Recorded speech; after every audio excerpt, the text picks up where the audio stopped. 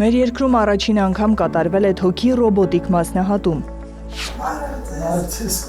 Ալյոնայի առաջին այցն է բժշկին բարեհաջող վիրահատությունից մեկ շաբաթ անց, ժպիտով ու բարձր տրամադրությամբ։ Քննարկում են հետվիրահատական բուժումը։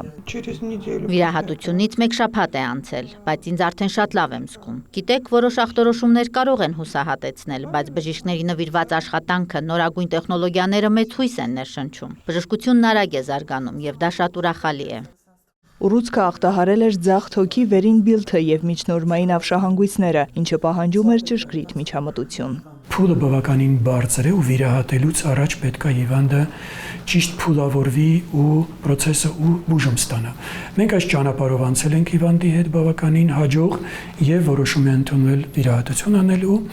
Այդ վիրահատությունը առաջին անգամ որոշել ենք թեկուզ ինքը համարվում է ամենաբարդը ձախ վերին բլթի մասնահատումը որոշել ենք անենք ռոբոտիկ եղանակով ու փառք Աստծո ստացվել է ամեն ինչ բարեհաջող։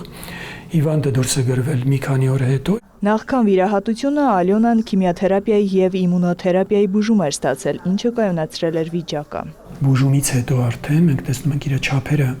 բավականին փոքրացել են եւ տեսնում ենք միջնորմային ավշահանգույցների ախտահարում եւս չափերի փոքրացում։ Բարդ միջամտությունները կատարվում են փոքրիկ վիրահատական մուտքերով, իսկ արդյունքը բուժառուի ավելի արագ ապաքինումն է։ Վիրահատական ռոբոտը աշխատում է վիրաբույժի ձեռքերով եւ նրա պատասխանատվությամբ։ Առաջին տեղում բժշկի գիտելիքներն ու հմտություններն են, որով նա կառավարում է գործիքը ճշգրիտ արդյունք ստանալու համար։ Ռոբոտիկ գործիքը մարդու դաստակին է նման, որը կարող է 360 աստիճան շարժումներ ունենալ հենց ներքին խոռոչներում։ Ու ես այսքան տարի ունեմ մեծ փորձ 20 տարուց ավել վիրահատում եմ ու ես առաջին անգամ իմ կյանքում այդքան մեծ քանակությամբ լիմֆատիկ հանգույցներ եմ տեսել ավշային եւ այդքան մեծ վստահությամբ կարողանում դուք անոթը անցնել, այսինքն անոթը վերցնել ինչ որ հսկիչ թելերի վրա, որովհետեւ սա ինչից է գալիս, դա գալիս է նրանից, որ դուք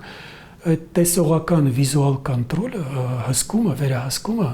անում եք այնքան անվտանգ ու այնքան հեշտ ու տեսանելի է։ Հայաստանում ռոբոտային վիրաբուժության համակարգը վերջերս է ներդրվել եւ արագ զարգանում է։ Արդեն կիրառվել է մի շարք բարդ դեպքերում, ստամոքսի հեռացումից մինչև թոքի այս վիրահատությունը։ Նարեկ Ոսկանյան, Արտակ Գևորգյան, Լուրեր։